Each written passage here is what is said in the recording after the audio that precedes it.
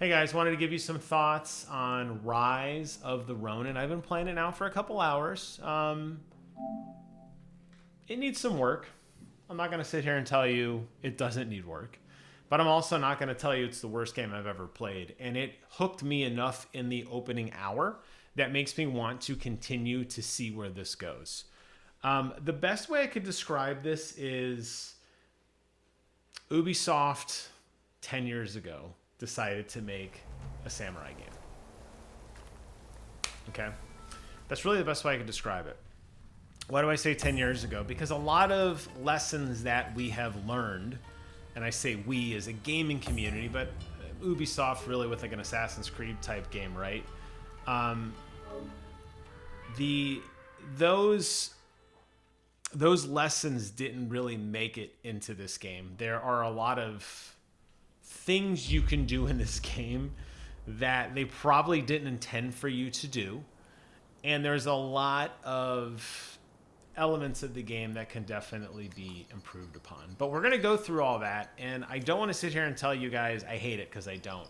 I could see where there is negative criticism now. That's the most honest I could be. So the cool thing about this game is it's an open world that allows you to go around a map and look at all these different things to do. And we're just in these three little areas right here. Obviously, the map does open up pretty expansive later on. We haven't gotten quite there yet. Everything you see with like little dots or little, these are activities to do essentially once you unlock these banners, okay?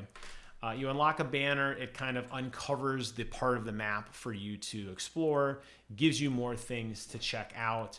There are bounties to partake where you have to go kill somebody. There are shrines that you have to visit that give you more bond with an area. You can see here all the different things you do in each area. These hub areas funnel into mission areas where you will be assigned a teammate, which is a very cool mechanic, to help you beat something, to defeat a boss, to steal a treasure, to do something, okay?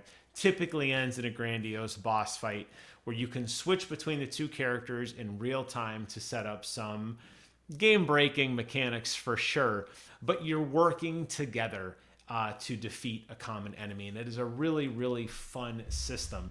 Most of the time, when you're not doing the missions, though, you're going to be out in the world on your own, exploring, fighting, and looting to your heart's content. One last thing I will show you here. There is a weapon system where you get different types of weapons, whether it be katanas or spears or paired swords.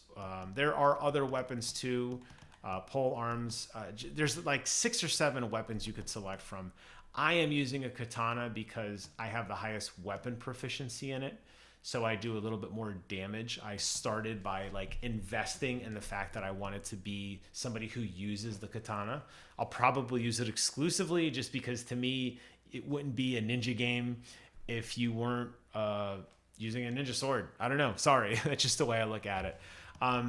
You also have sub-weapons, which are your pistols, throwing like bombs, smoke bombs, distractions, shurikens, that sort of thing. And then you have armor. There are armor sets, by the way. You can see here I do have a few pieces of this armor set here, which does give me a bonus for utilizing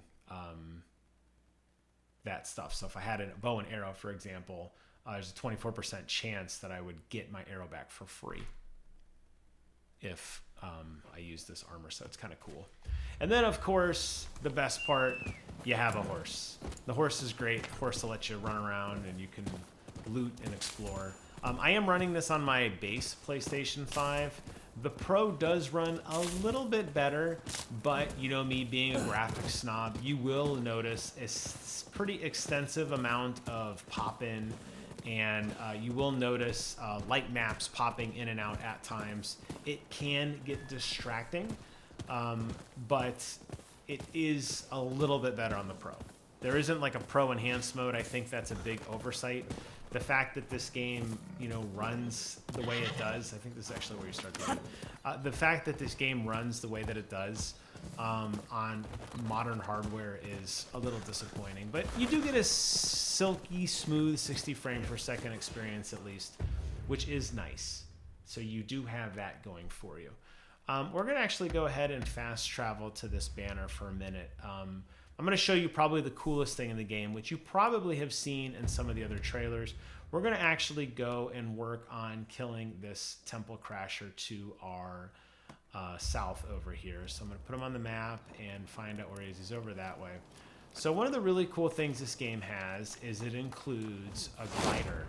Now, didn't get a lot of air there, unfortunately, but it's really fun to be able to kind of sneak around with the glider and to take out enemies. Why you're randomly killing people in this game, I couldn't tell you. Not all of them can be killed. The only way to really tell who's to be killed or not, obviously the bandits all have kind of a distinct look, but you typically can just, you'll see sometimes the camera snap to center. That's me pressing R3, trying to figure out where an enemy is, so I know kind of like where to target him. Enemies do sneak up on you pretty quick. They will appear on the minimap as well, but they do sneak up on you pretty quick at times if you are not paying attention to that. So, how do I get inside here to, let's go fight this guy. Let's see, is there any guards down here? Sometimes there's guards. Yep, looks like. I assume that's a guy I can kill, right? Let's find out. No. She is, I thought that was a guard. I was gonna go kill some dude. Just people hanging out. Go ahead and grab some roosters, because that's what we do. Let's go and see inside, how we get inside here. Let's go check this out. There's got to be a way in somewhere. You also have a grappling hook too for movement. Now, unfortunately, the grappling hook is only allowed in certain places. It's like pre-tethered locations. So, as you can see, like trying to grapple wherever you want, that doesn't always work out the way you want. Can I get in here or what? I don't understand what I am supposed to do. Why can I not get in here? Have to go from the roof, maybe? Part of the adventure is figuring out sometimes where to get into places, which is fun. I mean, I think it's got that, like I said, it's got kind of that Ubisoft charm, the early Ubisoft charm. You're not getting breadcrumbs, though. I think that's the thing where a lot of like modern reviewers probably got upset with this game, because they're not giving you things to like go here. Like, think of Far Cry, for example, right? So I'm trying to figure this out. I don't know what the hell to do. Think of Far Cry, for example. When you're playing Far Cry, you know what ropes you can climb, because what happens is this guy's probably like, you again? Leave me alone. I think that's where we gotta go. There's a rope you can climb, it's yellow. Every rope you can climb is yellow, they look yellow. Horizon has white paint on rocks. Every time you see a rock with white paint, you know that you can go there. This game doesn't have that, and I think that's what I mean about like they're a little bit behind the times. Like, okay, I knew it was a roof. I assumed it had to be a roof entrance. No real way to know that was a roof entrance other than just kind of like deducing. Didn't even see that grappling hook until I came through that building. But does it make the game any less fun to play? Not really. It's just you have to take a little more time and kind of work through the system and see if it's, you know, just back through doors. Just see if it's a viable way to get in or not. That's all.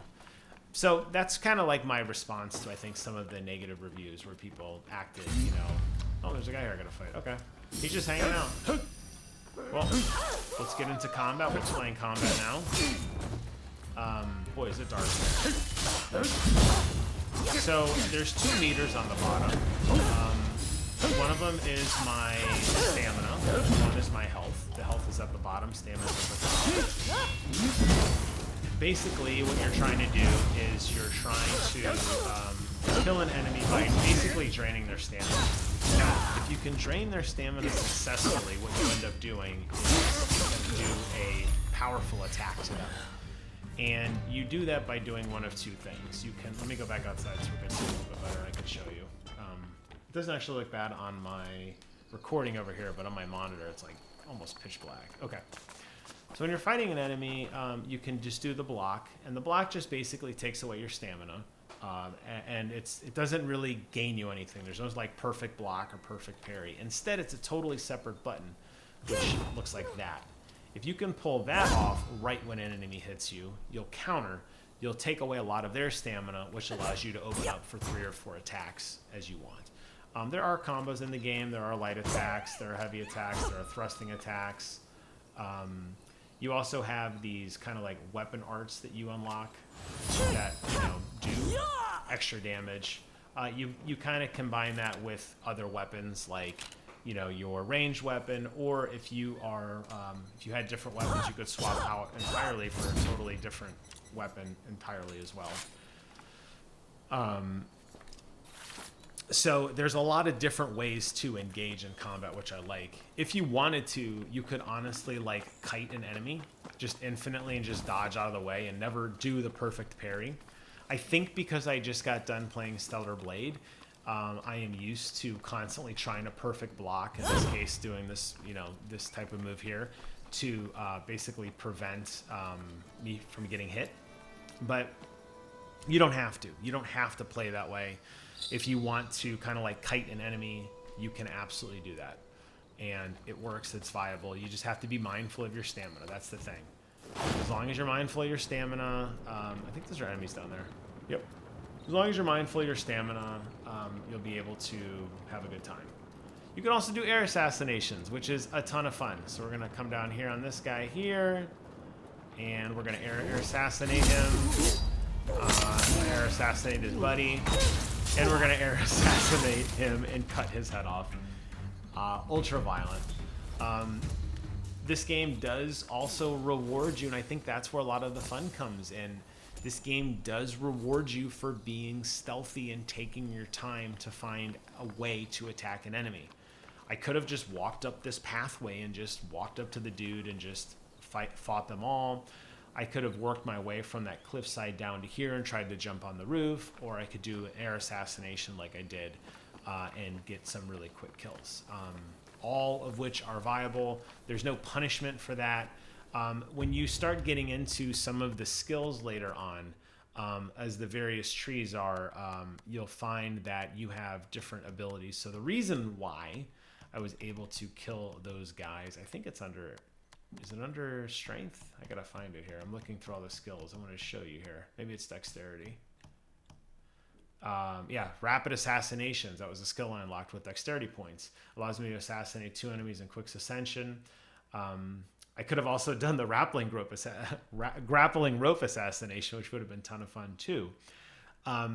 You get skill points and dexterity points or charm points specifically for basically uncovering the map. So you're gonna have to do some of like the collectathon-itis. You're gonna have to go out and find the Veil Edge banners, and you want to clear out a little bit of the area around it. A lot of the side missions are very, very basic, like, hey, go kill this person, or like, I just did that one bounty. There's another bounty over here we can go do together. You'll find that there's a lot of missions that are just kind of like the collectathon. The side missions definitely don't have a lot of heft or weight to them. But I will say the main story, at least the opening section, was really, really well done. Let me put a pin here so I can get down there.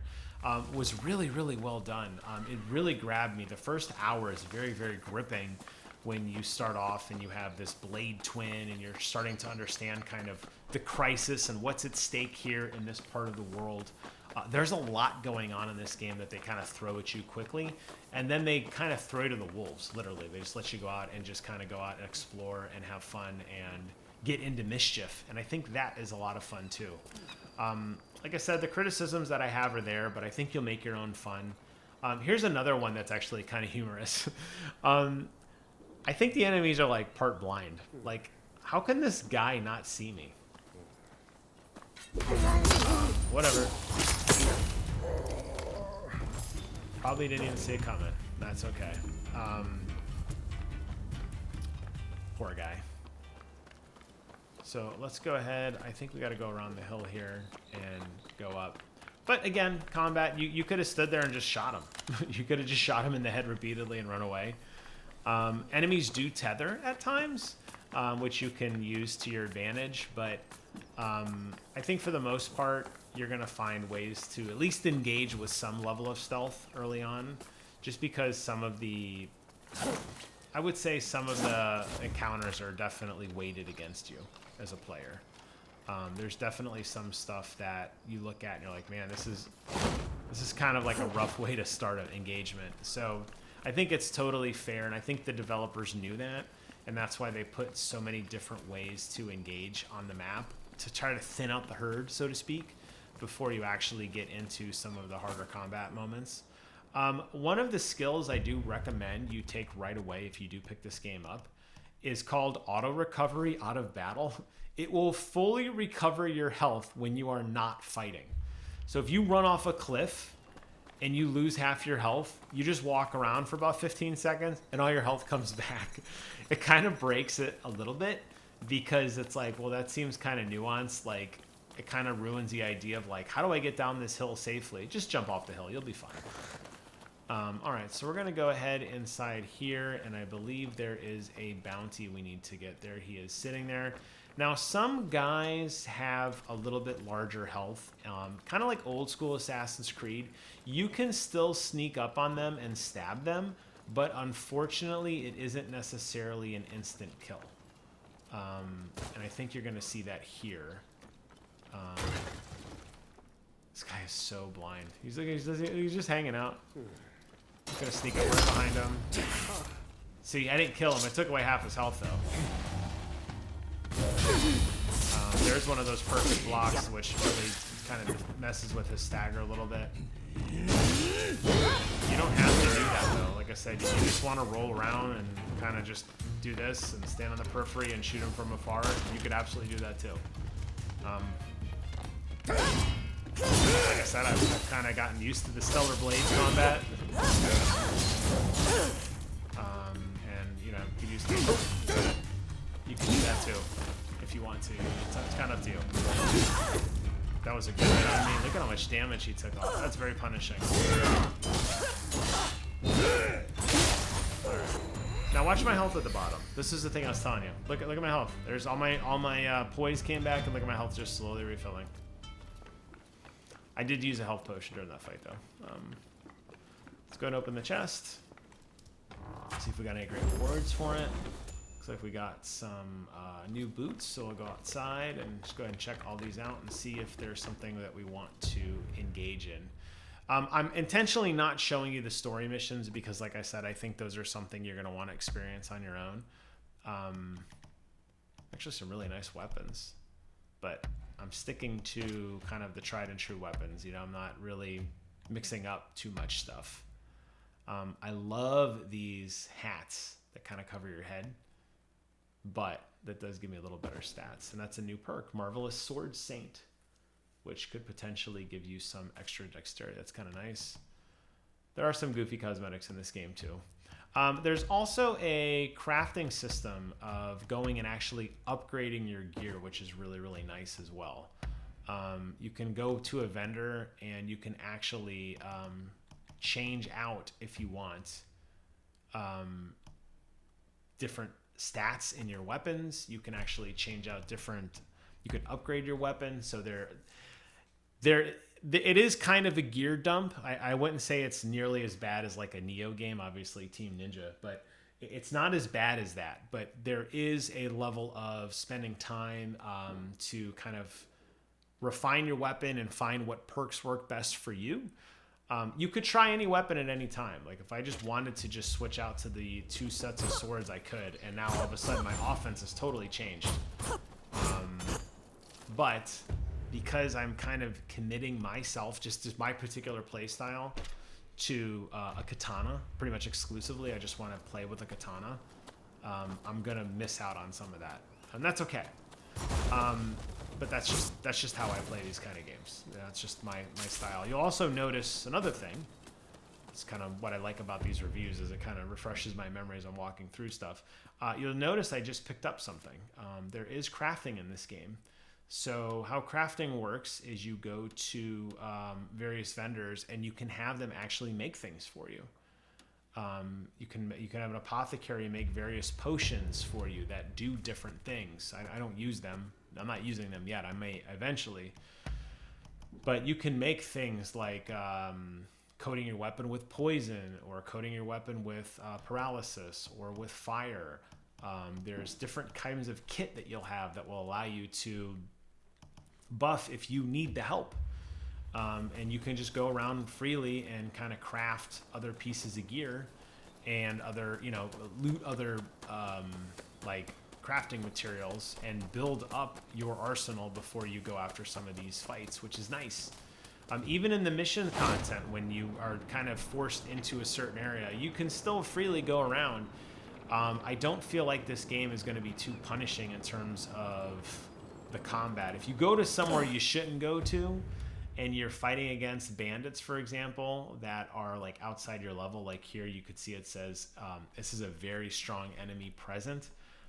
You're probably asking for it. That seems like probably a pretty dumb idea. That's why I haven't done those particular ones yet. Although that one's yellow as a level 10, that's a red at 12. The problem is these hard enemies, you don't really get any more reward for killing them. You basically just get the same rewards that you would get. It's not like you're power leveling yourself. So it kind of seems maybe as like maybe not the best way to progress. You just kind of just put it to the side and come back later. Here's the guy over here. Let's go take him out. He's a low level guy. He's a level 2 guy. He should be pretty easy to kill. And then, yeah, I think I'll probably wrap up there. But fun game. Like I said, I mean, it's not perfect. I mean, there's definitely things that I've noticed. It could look prettier for sure. I think some of the combat at times is lacking, but I think the aesthetic of this universe and at least the initial narrative that was driven makes this a pretty interesting and compelling experience. And I'd be curious for a lot of people who initially gave it kind of a bad rating. I'd be curious to hear if it was because they didn't give it a chance. I think this game is one that it's as you learn more stuff and as you kind of see more of the world, I'm hoping at least, it'll probably like pick up a little bit more in terms of like things you can do. Like you don't get that glider right away. I suspect there will be other perks you get later on that will make the game more fun, obviously. All right, so these guys kind of sort of saw me. There's a guard somewhere over there that's looking at me. I think that's the guy crouching right there. I wanted to just jump down and try to assassinate the leader. I think if I'm fast enough, I can pull it off. Maybe he's the guy who sees me. Yeah, let's go for it. There we go. There's a dog that's he was being protected by dogs. Not anymore. If you notice me standing there like a goober, it's because I burned all my stamina up. And you gotta kind of you can't spam, even though I do. You shouldn't spam. I'll say that. You can, but you should. Just kind of burning these dogs down. I think that was it, right? Is there one other guy here, or is that it? Alright, there is one guy up here. He's got his back turned to me. Low attention span. He was yelling at me a minute ago. He totally forgot about it, and I was going to pay the price. Yeah, so there's some guards down here. Look at these guys. That's what I mean. These guys are like so blind. Oh, I totally whiffed on it. It's like running towards a cliff and falling off.